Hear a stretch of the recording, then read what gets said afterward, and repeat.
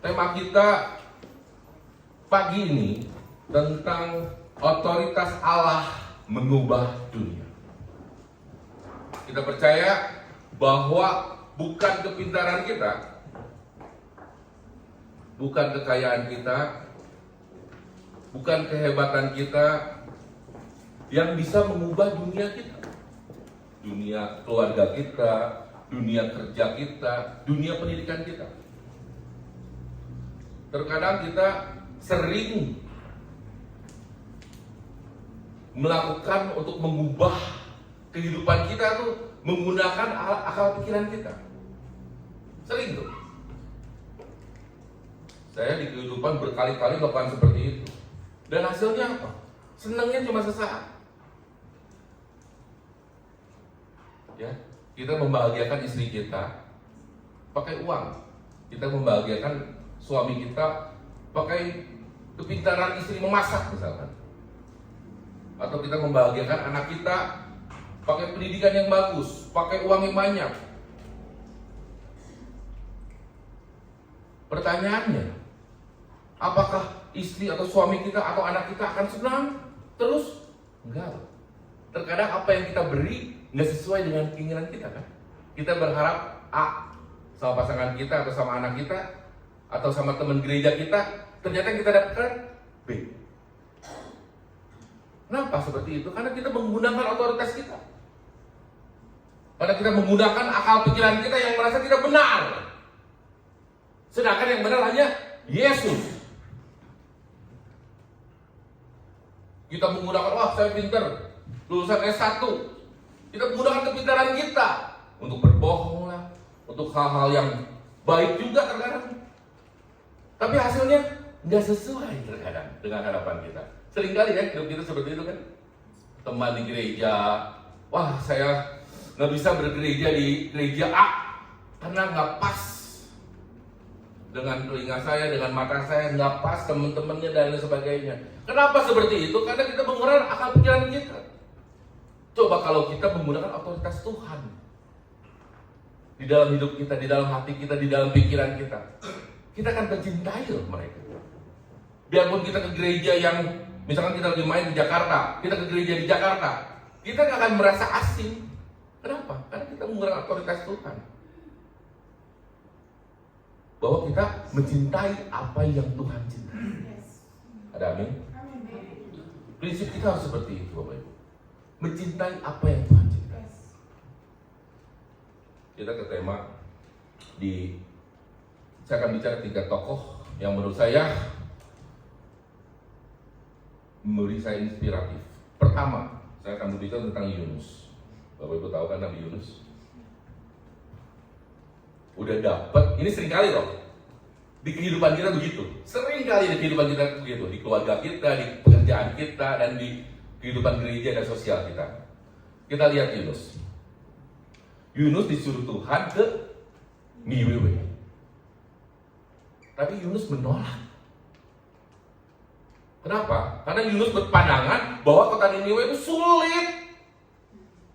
Kota besar itu Tuhan. Kota yang penduduknya lebih dari 120.000. Zaman dulu 120.000. Kalau sekarang mungkin kayak Jakarta ya kota Niniwe. Jadi penduduknya sangat besar. Jadi Yunus menggunakan pola pikir dia. Tuhan nggak bisa. Akhirnya dia ke kota Tarsis, menghindar jauh dari Tuhan. Supaya apa? Supaya aman mungkin ya. Supaya nggak capek juga kan. Terkadang kita lari dari masalah kita sehari-hari, cari kelompok baru di kehidupan kita supaya kita aman. Supaya supaya kita sukacita, supaya kita diterima di lingkungan tersebut. Pernah ada Bapak Ibu yang ngalamin? Kita lari dari kelompok A, pindah ke kelompok B, supaya kita diterima. Sebenarnya Tuhan ngasih kita ke kelompok A, supaya apa? Supaya kita diproses Bapak Ibu. Ada amin? Supaya apa? Supaya kita jadi dewasa Bapak Ibu. Anak sekolah SD, SMP, SMA, ada ujian. Supaya apa? Supaya dewasa. Sedangkan kita yang sudah dewasa nggak mau ujian, ya kan? Nyambung kan? Sekarang kita begitu. Yunus akhirnya kota Tarsis akhirnya angin ribut. Akhirnya dia dibuang, ditelan ikan besar. 3 hari 3 malam dia berdoa. Akhirnya kembali ke kota Niniwe dan terjadilah pertobatan di kota Niniwe. Apa yang kita bisa lihat? Bahwa Yunus pun nggak bisa untuk menaklukkan suatu kota supaya bertobat itu kota pakai pola pikir dia sendiri, nggak bisa. Harus pakai otoritas Tuhan.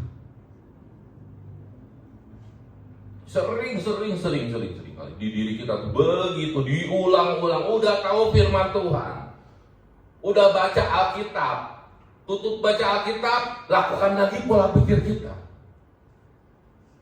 di keluarga, di anak kita, di kehidupan gereja. Kemarin hari Sabtu saya ada pelayanan di teman manggil saya untuk pelayanan. Ternyata udah punya anak juga, udah cukup besar anaknya, udah kuliah, dan yang satu SMA. Hidup dia khawatir terus. Kita pelayanan 3 jam, 2 jam 45 menit, dia ngoceh terus. 2 jam 45 menit. Kenapa? Setelah saya pelajari semua, karena otoritasnya uang. Otoritasnya uang. Dia merasa gak cukup terus hidupnya. Lah kata saya, kamu udah punya anak, udah besar, masih gak cukup? Enggak. Khawatirnya uang. Kalau kamu berdoa, kata saya, bagaimana sih kamu berdoa? Kata saya. Saya berdoa tiap hari minta sehat, minta uang yang banyak. Kan kita anak Tuhan, pasti Tuhan kasih uang yang banyak. Hello, itu doa anak kecil ya? Bener gak sih? Terkadang kita udah dewasa loh. Doanya bukan yang gak boleh. Cuman bukan yang utama lah. Kita dewasa loh, tapi doanya suka apa coba? Tuhan berikanlah saya kesehatan. Tiap hari makan samcan. Tuhan berikanlah saya umur yang panjang. Olahraga enggak. Tuhan kasihlah teman saya yang baik hatinya, yang pengertian sama saya. Lah kitanya sendiri ngomong kasar. Tuhan berikanlah dompet yang tebal, ATM yang nolnya banyak, 9 atau 10 Tuhan. Kita gak mau rendah hati dalam bekerja. Kita pilih-pilih gaya hidup mewah. Tuh kan kita begitu. Kita tuh udah dewasa tapi seperti anak kecil. Di gereja pengennya sesuai semua dengan keinginan dia. Di keluarga pun sama. Punya anak, lu anak udah gua kuliahin, udah gua ini, tapi gak sesuai dengan keinginan gitu. Lah orang tuanya juga begitu. Gimana? Nunjuk ke orang, anaknya sih pasti bilang, lah gua kan, lu kan fotokopi gua, kata anaknya. Ya kan? Kita terkadang butuh teman yang baik, yang ngerti kita. Lah kita terkadang ngaca, lupa ngaca dia kitanya. Aduh ternyata gitu loh. Jadi pakailah otoritas Tuhan dalam hidup kita. Balik ke teman saya. Teman saya bilang, gua gak bahagia, gua merasa Tuhan gak adil. Anak gua masih bilang gak adil. Saya tanya, uang ada berapa? Ada sekian. Aduh, kata saya, kok orang lain belum tentu loh punya uang segitu. Masih kurang, King. Masih kurang. Begitu. Jadi doanya setiap hari itu minta uang yang banyak, minta kesehatan, minta dijauhkan dari mara bahaya dan sebagainya. Doa anak kecil. Harusnya doa tuh kayak gimana kan? Setelah dia 2 jam 45 menit, ya doa Bapa kami pertama. Yang kedua doa seperti Yesus di Taman Getsemani. Sesuai dengan kehendakmu Bapa, bukan kehendak saya hidup. Ada amin Bapak Ibu? Amin. Oh itu. Kita doa tuh setiap hari sama Tuhan, biar kehendak Tuhan yang terjadi, bukan kehendak kita. Kenapa? Karena kehendak kita mau, kehendak kita menyenangkan daging kita, menyenangkan kehidupan kita, bukan menyenangkan Tuhan. Jujurlah,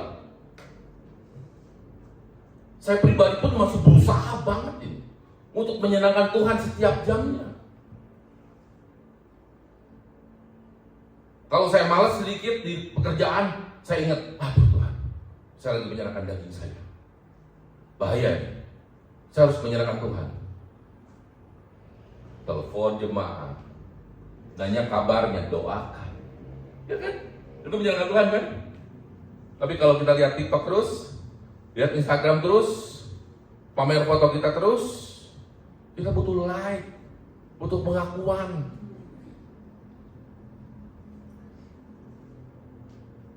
Yang kedua, coba next.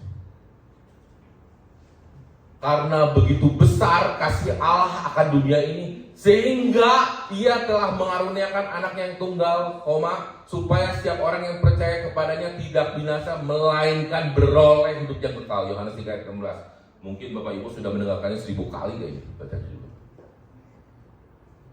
Di dalam Yesus kita belajar apa? Pengampunan, kasih yang murni, kebijaksanaan, keadilan, dan lain sebagainya, pengorbanan. Tapi alangkah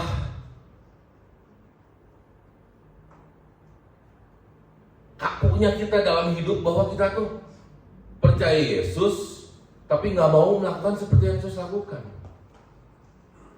Terkadang saya suka aneh ya. Yesus yang sudah memberi hidup buat kita, yang sudah memberi istri, anak, dan sebagainya, dan kehidupan buat kita, kita lupa berterima kasih terus. Ayolah, jemaat terkasih, kita belajar seperti yang udah Yesus lakukan terhadap kita. Hal-hal yang gak pas dengan kita sangkut pautkan dengan Yesus terus. Dulu saya pernah sharing juga di sini, saya tuh dulu anti salaman. Kenapa? Karena saya pikir orang lain dulu yang harus menghargai saya. Nah, setelah kita kenal Yesus, kita lakukan dong. Kita menundukkan diri, kita rendah hati untuk berkenalan dengan orang lain. Terkadang kalau orang lain gak pas dengan hidup kita, suami, istri, atau orang lain gak pas dengan hidup kita, kita cek diri kita. Jangan suruh orang lain cek terus. Kita sebenarnya orang lain dicek terus, kita tuh dokter. Sebenarnya kita tuh pasien, tapi kita nggak sadar, kita suka salah fungsi. Lu ya, tolong periksa diri lu. Lah itu teman lu ada begitu, kan lu juga. Karena kalau kita benar, pasti senangnya kita main sama yang benar lu. Itu juga Bapak Ibu. Peminum, main pasti sama yang minum. Ya kan? Ya. Itu. Jadi, please kita hidup, kita harus belajar di dua tokoh ini. Ini tokoh satu lagi yang menginspirasi hidup saya, Nick Fujiki. Bapak Ibu juga mungkin sudah tahu, jika Tuhan dapat menggunakan manusia tanpa lengan dan kaki untuk menjadi tangan dan kakinya, maka Dia pasti akan menggunakan hati yang rela. Nick Fujiki itu pendeta gereja Bethel Internasional di Southern California.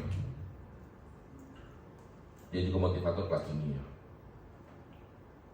Saya waktu lihat baca buku dia, wah kata saya yang udah jauh lebih lengkap ya, jauh lebih lengkap dari dia, tapi masih malas-malasan dalam Tuhan, masih punya baper, masih senang menghakimi orang lain. Kalau lihat dia, lihat di YouTube, khotbah-khotbah dia, inspirasi kata-kata dia, wow, malu loh, kita tuh malu. Ini salah satu tokoh yang menurut saya luar biasa ya, yang harus kita contoh seperti Yesus terutama yang harus kita contoh. Supaya apa? Supaya hidup kita tuh masuk frekuensinya Tuhan, Bapak Ibu. Karena kalau kita setiap jam gak ingat Tuhan, setiap menit kita gak ingat Tuhan, kita tuh bablas Bapak Ibu. Bablas hidup kita tuh. Jangan mentang-mentang, mungkin saya baca firman sehari setengah jam atau 1 jam misalkan, tapi kita di dunia kerja kita lupa Tuhan, kita ingatnya hanya duit terus. Anak gua nanti mau dibeliin baju apa ya, istri gua mau dibeliin baju apa ya. Kita tuh tanpa sadar kita lupa Tuhan loh, itu Bapak Ibu. Hal sekecil itu loh, kita tuh lupa Tuhan. Jadi harus selalu terkoneksi dengan Tuhan. Next. Di Filipi 2 ayat 15 bicara, supaya kamu tidak beraib dan tidak bernoda, sebagai anak-anak Allah yang tidak bercela di tengah-tengah angkatan yang bengkok hatinya dan yang sesat ini, sehingga kamu bercahaya di antara mereka seperti bintang-bintang di dunia. Kita jadi saksi Kristus. Kalau kita udah punya otoritas Tuhan, kita tuh nggak akan jadi saksi kita. Amin. Kita akan jadi saksinya Tuhan. Untungnya apa? Kita menjadi saksinya Tuhan. Oh, banyak. Di dalam visi kita apa untungnya? Kita jadi jarang sakit. Percaya gak percaya? Yang kita pikirkan hanya Tuhan kok, nggak ada yang lain. Menyenangkan Tuhan. Orang lain benci kita, orang lain serang kita, orang lain bilang kita, kamu banyak kesalahannya, kamu banyak dosanya dan sebagainya. Kita nggak akan marah. Kita terkadang dan terhubung dengan Tuhan tuh karena berharap keadaan kita tuh nyaman saja dan mendukung kita. Tapi kan kenyataannya nggak seperti itu, Bapak Ibu. Kita harus jadi anaknya Tuhan, jadi terang. Kita harus punya belas kasihan sama sesama. Saya juga punya kenalan satu keluarga yang pasti bukan di Cipanas, Bapak Ibu, yang hidupnya baik, kelihatannya kayak nggak berdosa aja hidupnya, tapi nggak punya kasih, pelitnya minta ampun. Kalau disuruh bantu sesama atau apa, dia menghindar dulu. Aduh, Koking banyak kerjaan lah, banyak hal apalah. Mendoakan pun begitu. Mendoakan pun bahkan nggak mau loh. Pertanyaannya, orang kenal dia? Enggak. Banyak yang kenal dia. Kamu kenal nggak sama keluarga ini, kata saya? Enggak. Seriusan, dia orang Cianjur asli loh, kata saya. Enggak kenal. Karena penonton bicara dari buahnya lah kita dikenal. Ada amin, Bapak Ibu. Bukan kita pengen terkenal ya, bukan. Cuman kalau kita udah berbuah lewat kasih, lewat sukacita terhadap sesama. Saya nggak punya uang, nggak apa-apa. Kita lewat kasih aja, lewat senyuman, lewat doa kita. Ada teman kita gereja atau siapapun itu, usahakan orang lain telepon ke kita atau kita telepon ke dia, sesudahnya kita doakan. Usahakan seperti itu. Nggak penting amat, tapi tetap kita doakan. Karena orang yang didoakan akan merasa, wah, puji Tuhan. Akan diingatkan akhirnya. Dan itu juga memberkati kita juga loh. Ada amin Bapak Ibu ya. Kita mendoakan itu bukan menyusahkan kita Bapak Ibu. Kita memberkati kita juga. Bapak Ibu yang di sini yang sulit mengampuni misalkan. Ada di jemaat kita juga. Sulit sekali mengampuni. Saya ini memaafkan. Cuman proses hukum jalan terus. Kita sengker ya berita di infotainment kayak gitu kan. Kalau di gereja bahasanya kita sih memaafkan, cuman saya nggak mau satu komsel sama dia. Kalau bisa jangan satu mobil, satu komsel. Gereja pun kursinya dia di utara, saya di selatan, timur, barat. Ada itu kejadian. Oh ada dia nih, gue keluar duluan sebelum doa berkat. Ada yang seperti itu. Itu anak terang atau anak gelap? Pasti lah anak gelap. Dari kelakuannya pun kita ngelihat, mukanya misalkan dia ke gereja atau ke keluarga kita, udah beda kok. Ya Bapak Ibu ya, lihat kalau orang yang penuh kepahitan, beda nggak mukanya? Beda loh. Ya kalau Bapak Ibu punya perasaan yang beda, omongan yang keluar dari mulutnya pun beda, akan negatif. Ya, jadi kita anak terang Bapak Ibu ya, kita harus bisa mengampuni. Iri hati itu udah hilangkan lah. Apa untungnya sih buat kita? Kita kayak Yesus saja. Kita tiap hari, tiap menit berbuat dosa. Yesus tetap tuh memberi otoritas buat kita sebagai anak Tuhan. Tetap kita bisa makan yang enak, kita bisa main kemana, kita bisa ke gereja hari ini. di kursi yang nyaman. Ini kalau nggak ada otoritas dari Tuhan, mau dari siapa? Dari kuat gagahnya kita. Lah, kita sakit pilek aja, udah kadang nggak bisa tidur. Belum tadi malam, 11:30 malam ya, ada gempa. Wah, kaget di grup langsung, jemaat aman. Gitu. Itu baru gempa. Next ya, jadi prinsip kita harus jadi anak terang bagi kemuliaan Tuhan. Allah memanggil kita sebagai transformer, sebagai pengubah, untuk mengubah dunia kerja kita, dunia keluarga kita, dunia kota kita. Jadi kita adalah duta Kristus yang sejati, sehingga harus siap mengalami dan membawa perubahan. Harus siap Bapak Ibu membawa perubahan, harus siap. Kita anak Tuhan, kita anak yang rajin, anak yang fokus. Koking Tuhan fokus banget. Tuhan konsisten nggak? Konsisten banget. Buktinya kita sampai saat ini Tuhan bekerja buat kita, jelas. Jadi jangan ragukan Tuhan. Terkadang kita tuh mengikuti pikiran kita, karena kalau pikiran kita tuh melihat langsung apa yang kita suka. Setuju ya Bapak Ibu ya? Tapi kalau mengikuti Tuhan, terkadang aduh kapan ya waktunya Tuhan, bener gak sih? Kayak kemarin saya balik lagi ke teman saya, kalau lu ada uang katanya, ini serius Bapak Ibu, kalau lu ada uang, gua happy nih hari ini. Lah, Tuhannya bener-bener uang. Tapi kalau saya begini, kamu siap support? Saya, ya puji Yesus kata saya. Wah langsung berubah mukanya. Nah itu udah jelas Bapak Ibu. Anak kecil kan kalau Pak Mah pengen ke Alfamart nih 100.000 nih, 50.000 nih, 20.000, senang nggak? Senang. Nah tanpa sadar kita kayak anak kecil. Ada amin. Ya oke, jadi hati. Jadi kita mengalami metamorfosis, kita harus berubah Bapak Ibu dengan otoritas Tuhan.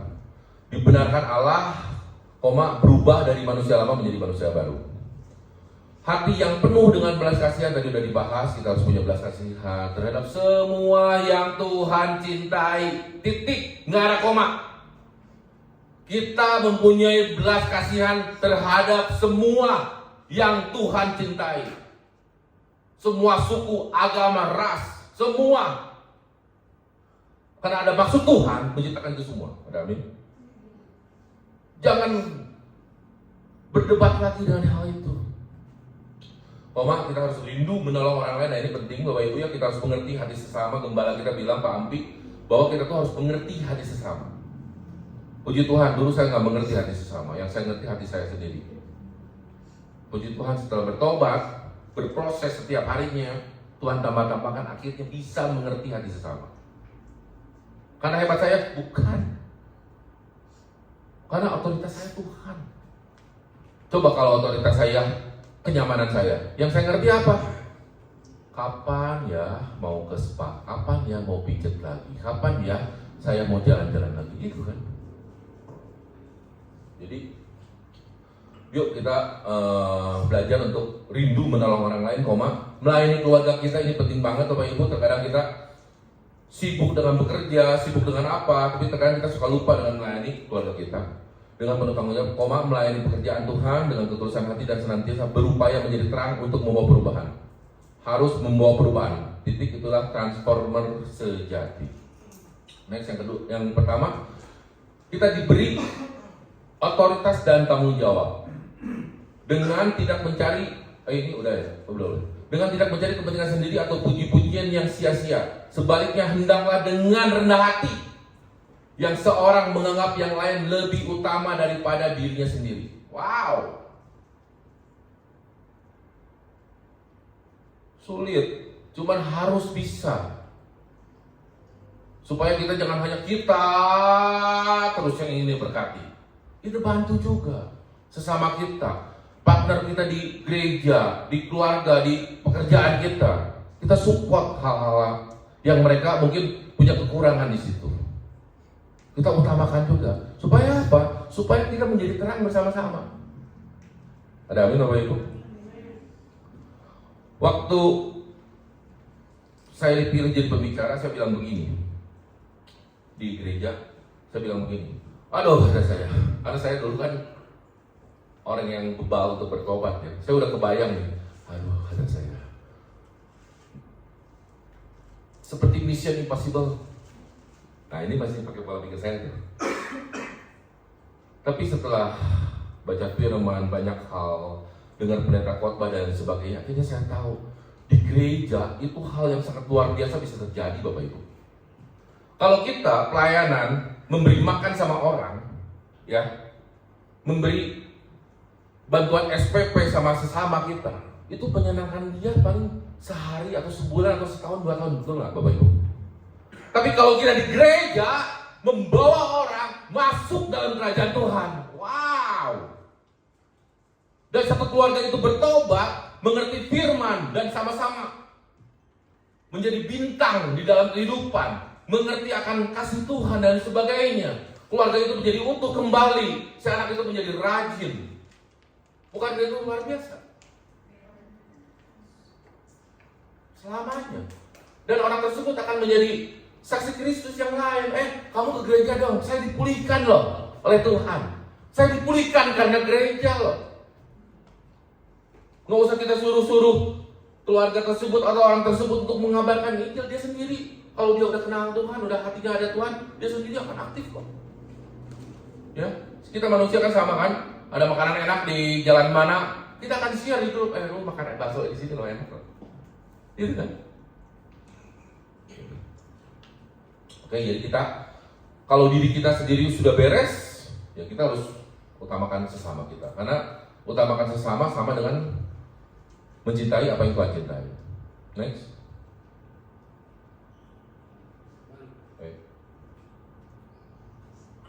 Otoritas rohani berasal dari hubungan dengan Tuhan melalui Yesus Kristus. Titik. Hubungan kita dengan Tuhan adalah spesial. Oke. Kita adalah murid Kristus, anak Kristus, warga kerajaan Allah, dan diangkat menjadi anaknya.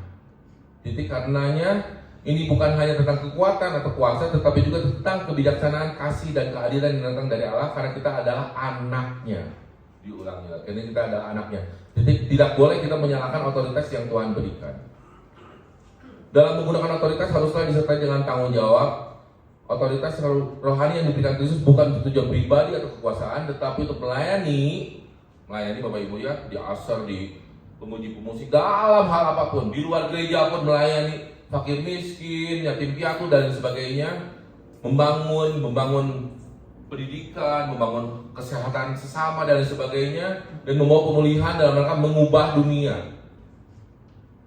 Tanggung jawab ini juga melibatkan kerendahan hati. Nah ini penting Bapak Ibu, harus ada kerendahan hati. Tanpa ini kita nggak bisa bergerak Bapak Ibu. Bensin utama kita itu kerendahan hati. Allah begitu rendah hati sampai dia mengirimkan anaknya yang tunggal. Karena dia tahu manusia itu bebal. Harus dikasih contoh dulu, harus dikasih bukti nyata dulu. Udah dikasih bukti nyata aja, kadang masih bebal. Oke, kerendahan hati, kesabaran dan cinta dalam berinteraksi dengan orang lain. Rasanya indah Bapak Ibu. Dulu saya berpikir hidup di gereja itu penuh dengan kemunafikan, penuh dengan hal-hal yang nggak pas dengan saya, nggak sesuai dengan habit saya. Tapi setelah lama-kelamaan bergereja, membangun hubungan di luar gereja pun sama, luar biasa. Bahwa kalau kita udah satu frekuensi dengan Tuhan, sukacita itu yang dulunya menyenangkan diri kita, akhirnya menyenangkan kita, menyenangkan Tuhan. Jadi biasakanlah itu. Biarpun rencana Tuhan yang kita lakukan itu nggak hari ini terjadi di mata kita, tapi kita harus percaya bahwa kita tuh lagi nabung ini untuk masa depan kita. Amin Bapak Ibu. Lagi nabung ini. Yang kedua, menggunakan otoritas untuk mengubah dunia. Markus 16 ayat 17 sampai 18. Ayat 17, tanda-tanda ini akan menyertai orang-orang yang percaya. Mereka akan mengusir setan-setan demi namaku, mereka akan berbicara dalam bahasa-bahasa yang baru bagi mereka. Ayat 18, mereka akan memegang ular, dan sekalipun mereka minum racun maut, mereka tidak akan mendapatkan celaka. Mereka akan meletakkan tangannya atas orang sakit dan orang itu akan sembuh. Kita bisa punya kuasa yang luar biasa Bapak Ibu. Waktu saya Kristen pertama kali 8 tahun yang lalu Bapak Ibu ya, di gereja boro-boro berdoa, nggak berani berdoa. Kalau Pak Ampi gembala kita di Cianjur dan di Cipanas, kamu berdoa, wah enggak Pak, enggak. Itu bukan saya ngajarin bisnis aja dah karena saya pengusaha. Sering ya kita begitu, benar ya? Cooking saya bagian masak aja dah, saya bagian inilah, saya bagian inilah. Terkadang kita sendiri lupa, setan-setan itu bukan hanya di ruangan atau di rumah angker dan lain sebagainya. Terkadang setan itu ada juga di dalam diri kita Bapak Ibu. Akhirnya membuat apa? Kita bergeraknya lambat. Sering ya di kehidupan kita, kenapa sih ekonomi kita lambat? Jalannya lambat tuh, 01, 02, 03, lambat. Kita tuh pengennya jalan tol cepat. Dalam ekonomi, dalam hubungan rumah tangga sama. Kok saya tuh membangun hubungan suami istri itu kok gini ya? Terkadang suami saya itu membosankan, istri saya itu begini ya, membosankan. Itu setan loh yang ada di dalam diri kita. Kita pelihara itu tanpa kita sadar itu. Kenapa? Karena kalau sudah ada Tuhan di dalam, sudah kita kasih otoritas Tuhan yang ada di dalam hati dan pikiran kita, masuk ke hati kita dan pikiran kita, hilang tuh itu semua. Itu udah saya rasakan. Saking seringnya dulu negatif thinking sama orang, menghakimi istri sendiri, menghakimi sesama, merasa diri paling hebat. Setelah plek Tuhan, udah otoritasnya Tuhan aja. Pikiran thinking hilangin aja, karena pikiran thinking jahat. Setelah melakukan itu, diulang, diproses, latihan, jatuh bangun, berapa tahun lamanya. Akhirnya bisa juga. Kenapa? Karena kita mempercayakan Tuhan. Kita jangan ada orang bilang, oh cooking sama nggak Tuhan pada saat-saat krusial aja kita gunakan Tuhan. Oh ya jangan dong, jadi Tuhan jadi ban serep dong, nggak boleh. Kita harus yang utama ya Tuhan ya. Dan kita juga harus bisa berdoa untuk orang-orang yang sakit, melayani di rumah sakit dan lain sebagainya. Next, bawalah perubahan positif dalam keluarga. Nah ini penting. Jadi kita bawalah buah. Suami istri ribut mulu, anak orang tua ribut mulu. Kenapa? Karena orang tuanya nggak membawa buah. Bukan buah mangga ya Bapak Ibu ya. Buah sukacita. Datang ke rumah, pulang kerja, marah-marah. Saya begitu juga dulunya. Kecewa. Akhirnya apa? Istri saya bilang, lu ke gereja tiap hari, tiap minggu lu ke gereja lu. Lu kalau di gereja, wow, malaikat. Di rumah, pulang ke rumah, kok mandi dulu. Gimana gue, kata gue capek. Udah mendukakan hati istri itu.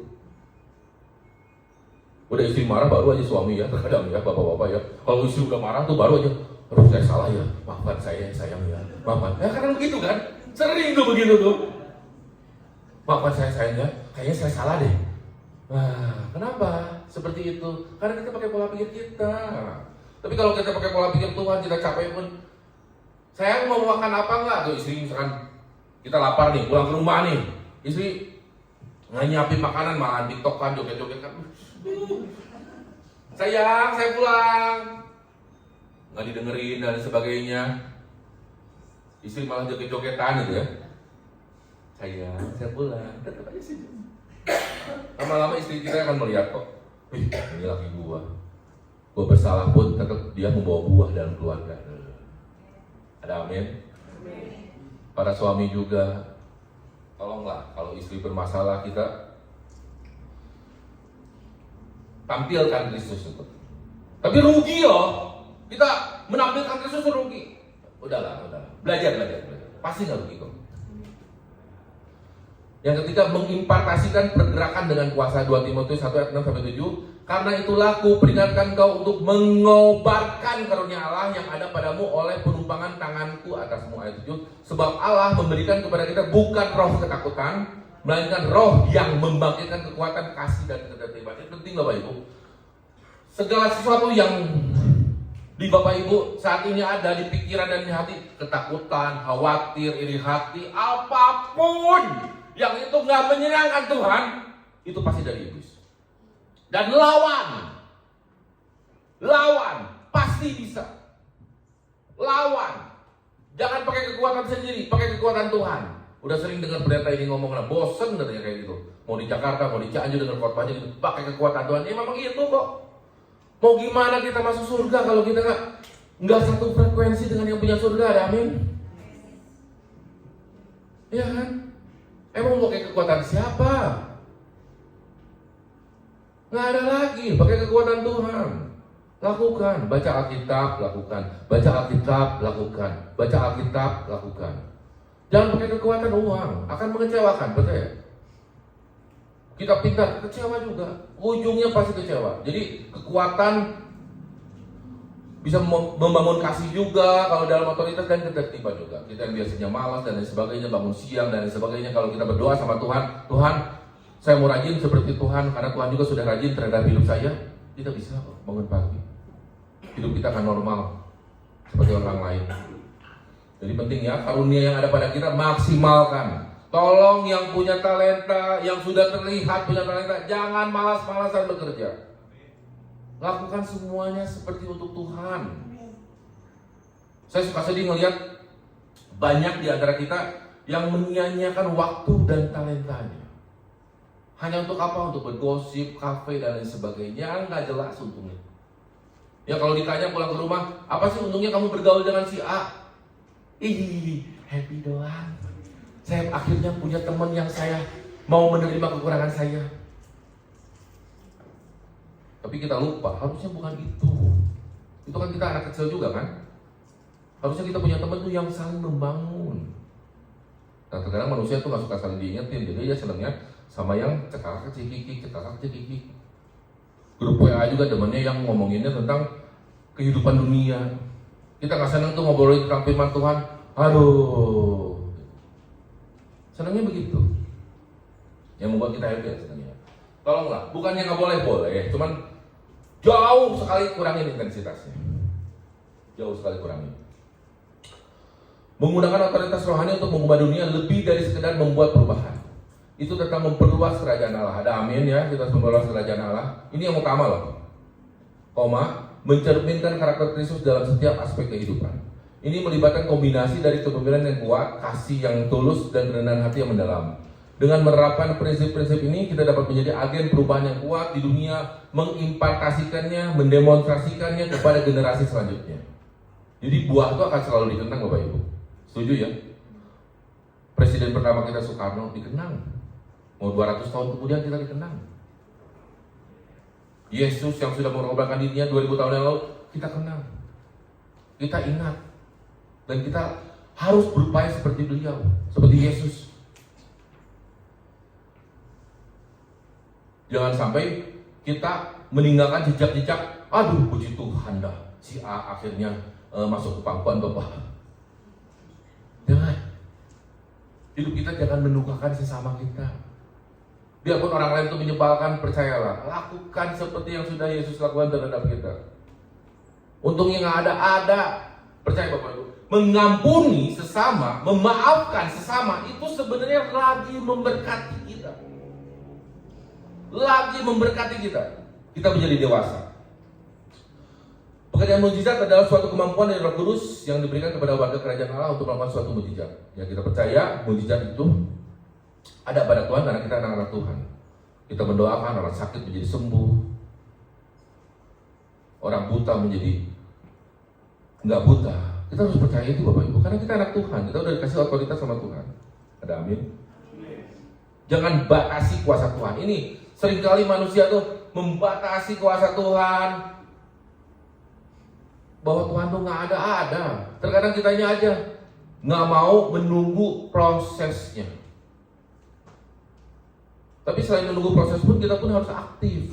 Nah, kan kita harus cerdik ya seperti ular juga Bapak Ibu, ya harus tulus seperti Bapak juga.